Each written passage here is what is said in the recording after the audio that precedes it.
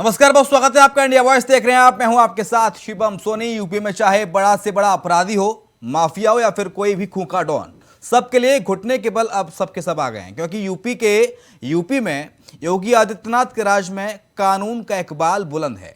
BJP कह रही है कि पिछली सरकारों में यूपी अपराध प्रदेश बन गया था, लेकिन अब यूपी की तस्वीर बदली है। ये हम यूं ही नहीं कह रहे, बल्कि आंकड़ों के आधार पर आपको बता रहे हैं। उत्तर प्रदेश के अंदर पिछले एक साल में 47 मामलों में सांसद और विधायकों को सजा हुई है। साथ ही पिछले 3 साल में एमपी एमएलए कोर्ट के द्वारा 53 मामलों में दंड दिया गया है। तो आज चर्चा इसी मुद्दे पर हमारे साथ खास मेहमानों का पैनल भी साथ होगा, लेकिन ये रिपोर्ट आप देखिए।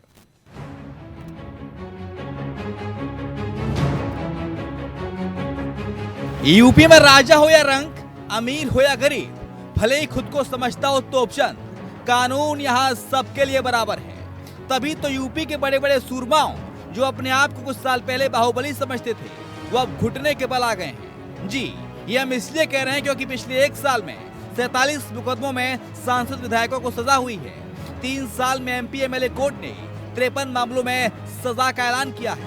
भले ही खुकार माफिया और डॉन मुख्तार अंसारी हो या हो आजम खान, भले ही उसका बेटा अब्दुल्ला आजम हो।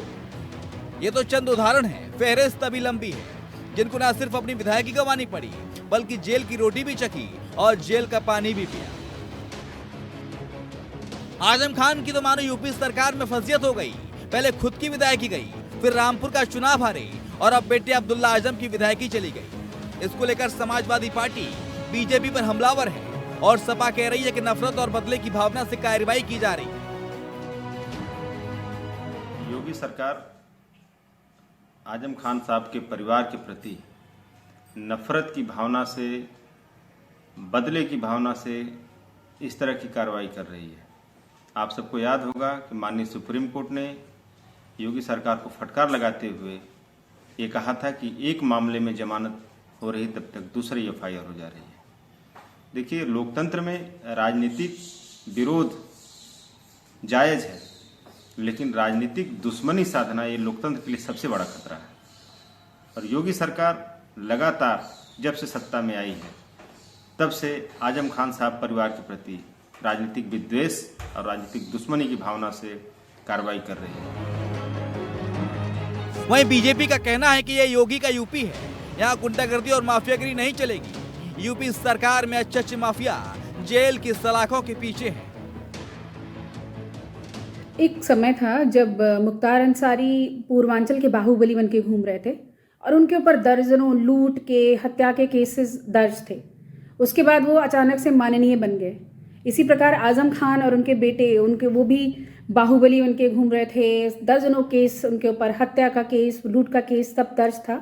उसके बाद अचानक से वो भी माननीय बन गए और दोनों ही आराम से विधायक बन के रह रहे थे।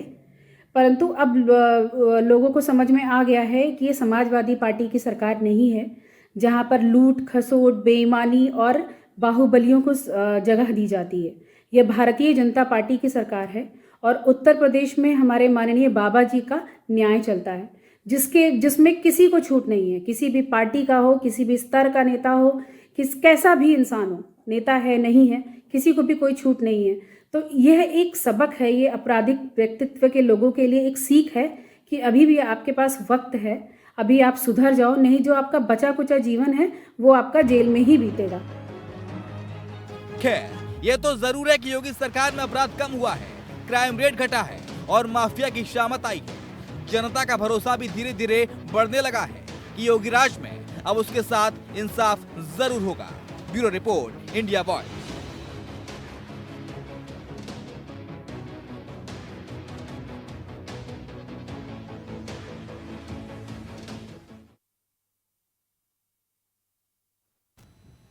तो योगी राज में अपराधियों की शामत आ गई है और माफिया हो, खूंखार डॉन हो, चाहे फिर हो बड़े से बड़ा अपराधी, उसे बख्शा नहीं जाएगा। तभी तो पिछले एक साल में 47 मामलों में कार्रवाई हुई। एमपी एमएलए कोर्ट ने 53 मामलों में सजा सुनाई पिछले 3 साल के अंदर। और इसी के चलते चाहे मुख्तार अंसारी जेल के अंदर है, आजम खान जिन पर तमाम तरह के आरोप थे, उनकी रामपुर सीट से विधायकी गई। आजम खान के बेटे अब्दुल्ला आजम की रामपुर की स्वार सीट से विधायकी गई। और इसी को लेकर समाजवादी पार्टी लगातार बीजेपी पर हमलावर है। समाजवादी पार्टी कह रही है कि नफरत की भावना से, बदले की भावना से कार्रवाई समाजवादी पार्टी के द्वारा की जा रही है। तो बीजेपी के द्वारा की जाए, तो वहीं बीजेपी कह रही है कि योगी राज है, जितने भी माफिया अपराधी गुंडे पनपे हैं पिछले सालों में उत्तर प्रदेश के अंदर अलग अलग पार्टियों की सरकारों में, चाहे बसपा हो या फिर समाजवादी पार्टी हो, अब उन अपराधियों का बदमाशों का खात्मा योगी सरकार में किया जा रहा है। और ये आंकड़ों के साथ बीजेपी कह रही है कि देखिए किस तरह से जब से योगी की सरकार आई है, जब से उत्तर प्रदेश में क्राइम का जो रेशियो है वो घटा है, महिला सुरक्षा का दायरा बढ़ा है, और योगी सरकार का ही नतीजा है कि आज उत्तर प्रदेश में माफिया घुटने के बल आ गए हैं, गुंडे घुटने के बल आ गए हैं।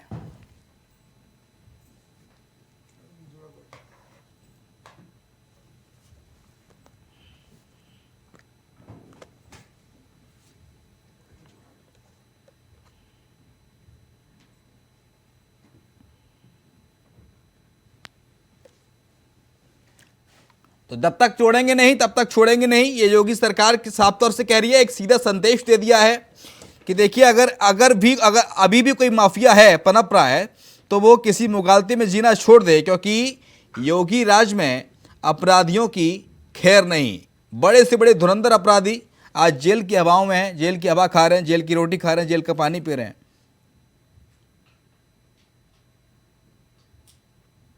और 4 महीने के अंदर, महज 4 महीने में खत्म हुई रामपुर से आजम खान की सत्ता। पिता के बाद बेटे का भी वोट देने का अधिकार तक छीन लिया गया और दोनों की विधायकी जा चुकी है। बता दें कि रामपुर की स्वार विधानसभा सीट से विधायक रहे सपा नेता आजम खान के बेटे अब्दुल्ला आजम की विधायकी रद्द होने के बाद अब उनका वोट देने का अधिकार भी छीन लिया गया है, और यानी कि किसी भी चुनाव में अब अब्दुल्ला आजम वोट नहीं डाल पाएंगे। ईआरओ ने उनके वोट देने के अधिकार को समाप्त करने का आदेश दिया। इसके पहले आजम खान भी विधायकी उनकी रद्द हो चुकी है। चुनाव आजम खान हार चुके हैं रामपुर से, और उन्हीं के प्रतिद्वंदी रहे, या कहें कि उन्हीं के साथ रहे एक ज़माने में आकाश सक्सेना, वो वहाँ से चुनाव जीते भारतीय जनता पार्टी से। तो 4 महीने में पिता और पुत्र दोनों की किस तरह से सत्ता में शामत आई है वो देख लीजिए। रामपुर की स्वार सीट विधानसभा सीट पर 2022 में विधायक चुने गए थे अब्दुल्ला आजम, और विधानसभा सदस्यता मुरादाबाद न्यायालय से सजा मिलने के बाद इनकी चली गई, समाप्त हो गई, और इसके साथ ही स्वार सीट को रिक्त घोषित किया गया है। और बीते सोमवार को मुरादाबाद के एमपी एमएलए कोर्ट ने 2 साल की सजा का ऐलान भी किया है आजम खान के बेटे अब्दुल्ला आजम को लेकर। अब्दुल्ला आजम का यह दूसरा मौका है जब उनकी स्वार सीट दोबारा खाली हुई है।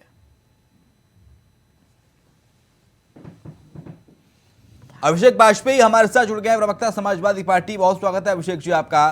अभिषेक जी, बीजेपी कह रही है कि देखिए योगी राज चल रहा है, और योगी राज में चाहे कोई भी हो, कितना भी बड़ा माफिया हो, गुंडा हो, दहशतगर्द हो, उसको अब बख्शा नहीं जाएगा। और इसी का नतीजा है कि पिछले 4 महीनों में आजम खान का जो हश्र हुआ, मुख्तार अंसारी का जो पिछले 4 दशक की माफियागिरी और डॉनगिरी का जो हश्र हुआ, ये योगी सरकार का ही नतीजा है कि अच्छा माफिया और डॉन घुटने के बल पर है आज। अभिषेक बाजपेयी नहीं, ठीक बात है। भारतीय जनता पार्टी कुछ भी कह सकती है और लोगों उसको कहना भी चाहिए, उसका अधिकार बनता है। हम न्यायालय का सम्मान करते हैं, न्यायालय के सभी सम्मान के सामने हर कोई झुकता है। और सबसे बड़ी चीज भारतीय जनता पार्टी जो बात कह रही है, अभी तक क्या जो कानपुर वाला प्रकरण था, क्या उस पर एसडीएम के ऊपर कितनी कार्रवाई हुई? क्या उसके घर के ऊपर बुलडोजर चला, या जो संबंधित अधिकारी के उनके घर को बुलडोजर चला, या वो गिरफ्तार? अरे सर, कैसी बात कर रहे हैं? एसआईटी बना दी गई, एसआईटी पूरे मामले की जांच करे, पहले जांच रिपोर्ट तक पेश होना दीजिए। आपने मेरा तो मुद्दे सुनिए। नहीं, जांच रिपोर्ट पेश कहाँ हुई है अभी सर? आपके चैनल पे आया वो अपनी पार्टी का पक्ष रखने के है, आपकी बात नहीं सुनने के है। आपने मुझसे प्रश्न किया तो मैं अपनी बात कहूँगा, आपकी बात अपने तो कुतर्क आप करेंगे तो आपसे सवाल क्यों नहीं किया जाएगा? आप कह रहे हैं कि एसडीएम सस्पेंड हुआ, एसआईटी बन गई है सरकार ने। अरे अभिषेक बाजपेयी सुन लीजिए, यही तो दिक्कत है विपक्ष की, सुनते नहीं आप। जब सरकार ने एसआईटी बिठा दी है तो उसमें टिप्पणी करने की जरूरत ही नहीं जब तक रिपोर्ट पेश ना हो जाए। जब तक परेशानी है क्या सरकार के खिलाफ कुछ नहीं सुन सकते हैं? नहीं, सरकार के खिलाफ हम सुन सकते हैं, हम विपक्ष के खिलाफ सुन सकते हैं। और सुनिए ना, इंडिया वॉइस निष्पक्ष पत्रकारिता करता है, इंडिया वॉइस निष्पक्ष पत्रकारिता करता है, किसी की चाटुकारिता चमचागिरी नहीं करता। मुगालते में रहना छोड़ दीजिए अभिषेक बाजपेयी, मुगालते में मत रहिए। निष्पक्ष पत्रकारिता होती है यहाँ, सवाल बेबाकी से पूछे जाते हैं। जब विपक्ष से सवाल पूछ रही तो विपक्ष की मिर्ची लग जाती है। दूसरी बात, अयोध्या के मेयर के ऊपर कौन सा कार्यवाही हुई थी? ये पिछले सत्र में भारतीय जनता पार्टी ने के शिक्षा मंत्री ने अपने भाई का झूठा सर्टिफिकेट बनवाया था, उसके ऊपर कितनी कार्यवाही हुई? दूसरी बात। तीसरी बात, की बात करते हुए निर्माण को बचाने के लिए भारतीय जनता पार्टी के सारे मित्र, सारे विधायक आ जाते हैं, उनके ऊपर कौन सी कार्रवाई की गई? भारतीय जनता पार्टी के जो नेता है, जो जिन्होंने पूर्वांचल में जमीन कब्जा करके रखी हुई थी, उनके ऊपर कितनी कार्रवाई हुई? भारतीय जनता पार्टी का सिर्फ एक एजेंडा है कि लोगों को प्रताड़ित करना, जनता के जो गाड़ी कमाई है उसके धन का दुरुपयोग करना, अपने लोगों को बचाने के लिए सियासत करते हैं। और देखिए, आजम खान जी के ऊपर सारी दुनिया जानती है, सभी लोग जानते हैं कि आप कितने भी मुकदमे लगा दीजिए, शेर हमेशा शेर ही रहता है। आप मुर्गी चोरी के केस लगाइए, आप उसके किताब बीजेपी कह रही है, अभिषेक बाजपेयी बीजेपी कह रही है कि जनता ने आजम खान को सबक सिखा दिया रामपुर से, देखिए हार भी गई उनकी पार्टी। देखिए, बड़ी साधारण सी बात है, आप डंडे के बल पे किसी को वोट ना डालने दीजिए। हाँ। पुलिसिया जबरन पुलिस का उपयोग करके आप किसी को वोट ना डालने दीजिए, तो यह क्या दिखाता है? किसी छिपा हुआ नहीं। आपने पुलिस के इस्तेमाल का आरोप तो मैनपुरी में भी लगाया था, लेकिन मैनपुरी भी आप जीते ना सर। अरे सुन तो लीजिए, खतौली भी अरंडी जीती। चोटी का जोर लगा दिया भारतीय जनता पार्टी ने। हाँ। भारतीय जनता पार्टी ने मैनपुरी में एक चोटी का जोर लगा दिया, लेकिन तब भी जीत समाजवादी पार्टी की हुई, वो भी प्रचंड बहुमत के साथ, प्रचंड बहुमत के साथ जीते सर आप। वो ऐसी बुनियाद, और बुनियाद को तो समाजवादी पार्टी के बुनियाद को तो भारतीय जनता पार्टी कभी हिला नहीं पाई। वो सिर्फ उनका सपना हो सकता है और कुछ नहीं हो सकता है। नहीं, अभिषेक बाजपेयी आप कह रहे हैं कि ये पूरा का पूरा टारगेट किया जा रहा है सरकार के द्वारा, समाजवादी पार्टी के नेताओं को टारगेट के तहत ये पूरी कार्रवाई को अंजाम दिया जा रहा है, सरकार की मंशा ठीक नहीं है इसके पीछे। मैं तो बिल्कुल कह रहा हूं, सरकार के द्वारा हर एक समाजवादी पार्टी का कार्यकर्ता, उससे जुड़े हुए जितने लोग हैं, सबको टारगेट किया जा रहा है। और बिल्कुल जनता जनार्दन भी ये जान चुकी है और जानती है, क्योंकि भारतीय जनता पार्टी से जो मुद्दों पे सवाल करता है वो भारतीय जनता पार्टी का दुश्मन हो जाता है।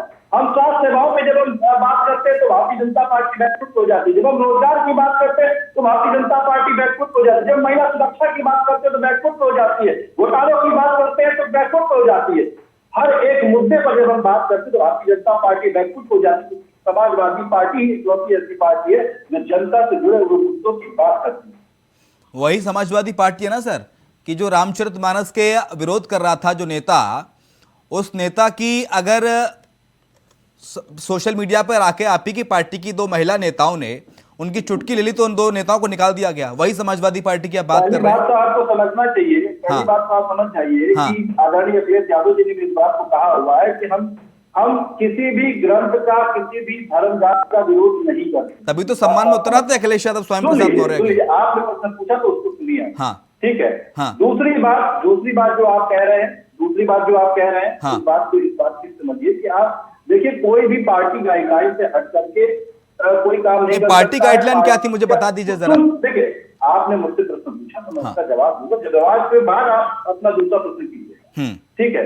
चाहे कोई भी, हम एक छोटे से कार्यकर्ता हैं और उसको हमारा फर्ज बनता है कि हम पार्टी की गाइडलाइन के अकॉर्डिंग काम करेंगे, हर एक मुद्दे पर बात करेंगे, चाहे वो कोई भी मुद्दा हो।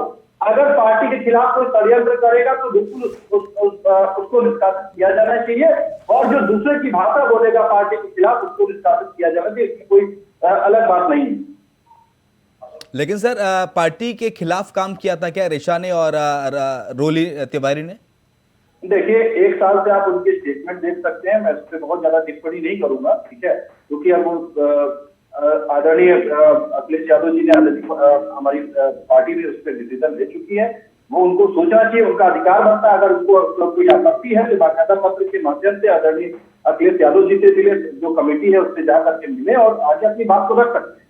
हर कोई स्वतंत्र है, हमारी पार्टी हमारी कोई स्वतंत्र है किसी भी चीज को कहने के लिए, लेकिन एक दायरे में कोई भी चीज होती है। इस मामले में जो आप जवाब दे रहे हैं, मैं आपके जवाब का दायरा भी सर समझ सकता हूं, आपकी तकलीफ में मैं समझ सकता हूं अभिषेक बाजपेयी।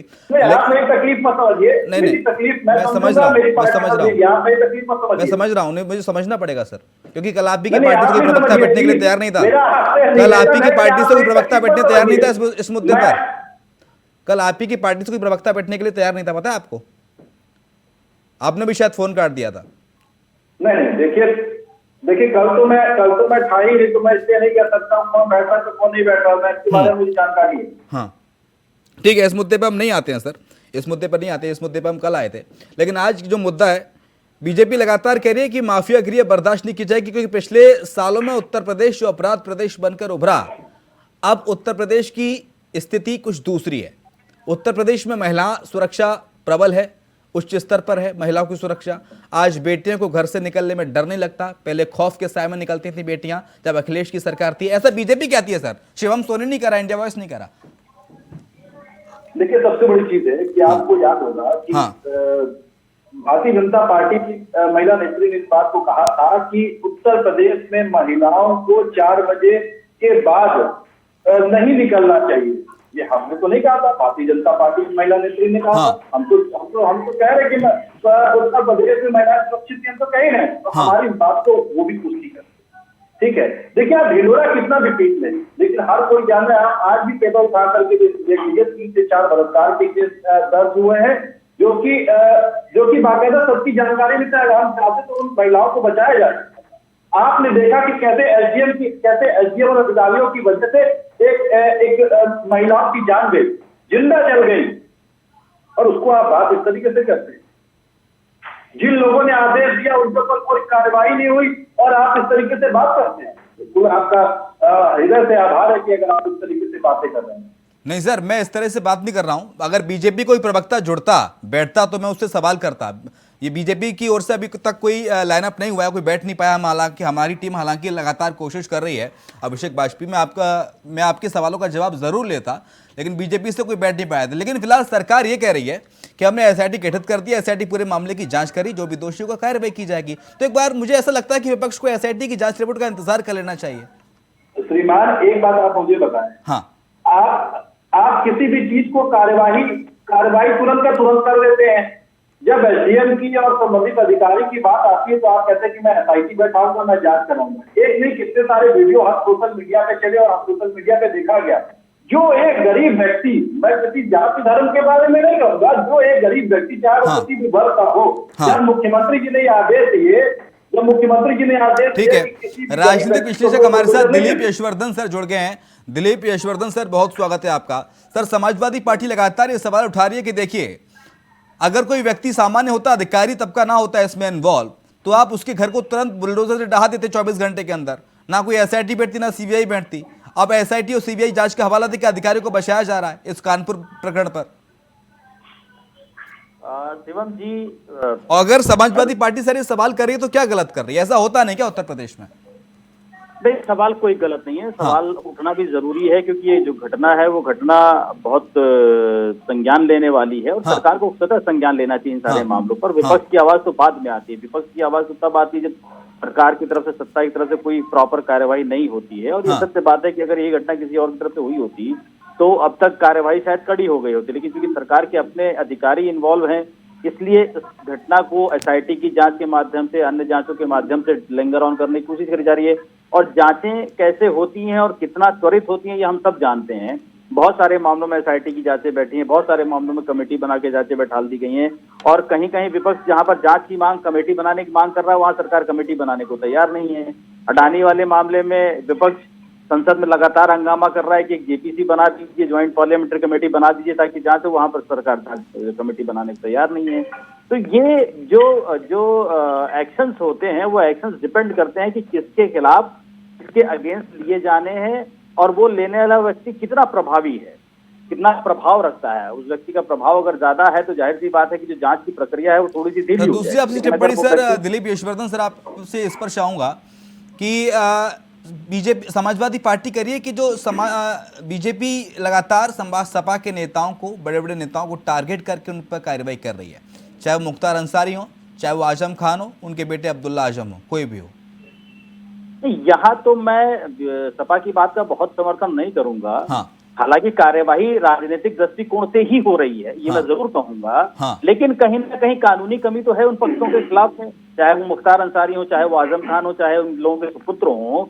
कहीं ना कहीं कानूनी कमी पाई जा रही है तभी कार्रवाई हो रही है। अदरवाइज सरकार बायस होकर के कार्रवाई कर सकती है, सरकार राजनीतिक द्वेष भावना के चलते कार्रवाई कर सकती है, लेकिन कोर्ट जो है वो रिलीफ दे देती है। अगर कोर्ट भी रिलीफ नहीं दे रही है तो फिर ये मानना पड़ेगा कि कहीं ना कहीं कमी तो है।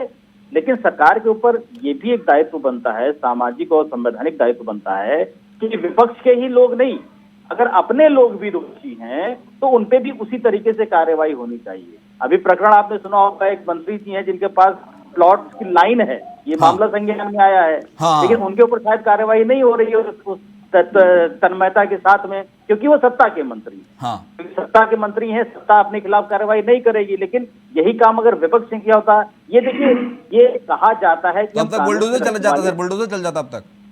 हाँ बिल्कुल चल जाता, बिल्कुल जाता था। और जिस मंत्री जी के बाद अब मामला सामने आया, उसके बाद एक प्लॉट नहीं, प्लॉट की लाइन है पूरी, और ये तो सिद्ध अपराध है। यहाँ तो कुछ आप कम ज्यादा कर नहीं सकते, क्योंकि रजिस्टर्ड अगर हुई है तो रजिस्ट्री तो आपके अभिलेखों में दर्ज होंगी। उनका कनेक्शन यहाँ पर ईडी को भी लग जाना चाहिए, डिस्प्रोपोर्शनेट असेट का मामला भी आ जाना चाहिए, सारे मामले आ जाने चाहिए। लेकिन अभी तक कोई मामला ऐसा कोई सामने आया नहीं है, या आया भी है तो बड़ा धीरे धीरे चल रहा है, वो कछुए की चाल चल रहा है। विपक्ष का मामला होता तो खरगोश की तरह तेजी हो जाती उसमें। अभिषेक वाजपेयी सरकार से तमाम सारी परेशानियां हैं, तमाम सारी खामियां विपक्ष गिना देता है, लेकिन जब बात आती है कि आप जनता के बीच में जाएं, जनता के बीच में जाके सरकार की जो खिलाफ मुद्दे हैं जिनको आप जनता के बीच परोस सकते हैं वो आप परोसें, लेकिन इसमें विपक्ष नाकाम साबित क्यों हो जा रहा है? और हमने अभी देखा जब एमएलसी का चुनाव हुआ 5 सीटों पर, एक भी सीट आप नहीं जीत पाए, एमएलसी में अपना एक प्रतिनिधि तक नियुक्त नहीं कर पाया नेता प्रतिपक्ष।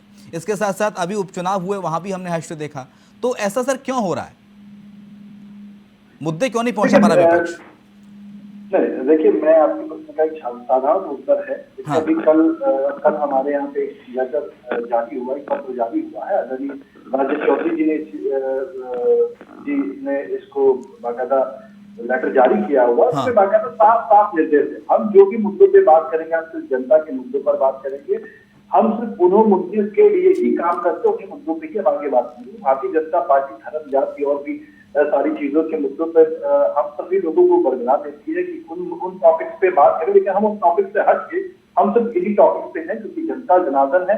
जनता फैसला कुछ भी ले, लेकिन हमारा धर्म है, हम लेकिन सर जनता तो बार बार बीजेपी पर मोहर लगा दे रही है ना, जनता बार बार बीजेपी पर मोहर लगा दे रही है और आपके तमाम मुद्दों को जनता नकार दे रही है। नहीं, ऐसा नहीं है। हाँ। अगर देखिए, होता क्या है कि आप बिल्कुल आप ये बात कह रहे हैं, ठीक है, तो क्योंकि अगर ऐसा होता तो भारतीय जनता पार्टी की 17 स्टेटों में सरकार हुआ करती थी, आज से 12 से 13 स्टेटों में सरकार है। हाँ। तो ये भारतीय जनता पार्टी की विफलता ही है। हाँ। जनता जनार्दन का फैसला है, जहाँ पे हर जगह पे ग्राफ गिरता जा रहा है। क्योंकि कोई भी व्यक्ति जब चरम तक जाता है तो उसको नीचे आना होता है। भारतीय जनता पार्टी का चरम चल रहा है। जनता जनार्दन अभी जिस भी चीजों के परिवेश में आकर के अपना वोट दे रही है, लेकिन ठीक है सर, समय मेरे पास कम है। बहुत शुक्रिया आपका अभिषेक वाजपेयी जी चर्चा में जुड़ने के लिए। दिलीप यशवर्धन सर, आपका बहुत शुक्रिया चर्चा में शामिल होने के लिए। इसके साथ हमारी इस खास पेशकश में इतना ही। खबरें लगातार जारी हैं, देखते रहे इंडिया वॉइस।